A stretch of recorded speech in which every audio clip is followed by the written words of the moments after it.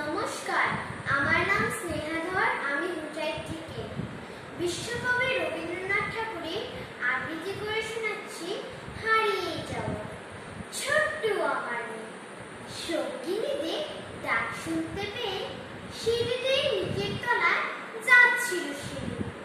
অন্ধকারে ভয়ে ভয়ে থেমে থেমে হাতে ছিল প্রদীপ খানা, আঁচল দিয়ে আড়াল করে চলছিল সাবধানে। আমি ছিলাম ছাদে তারায় ভরা চৈত্র মাসের রাতে। হঠাৎ মেয়ে কান্না শুনে উঠে দেখতে গেলেন ছুটে। সিঁড়ির মধ্যে যেতে যেতে প্রদীপটা তার নিভে গেছে বাতাসেতে।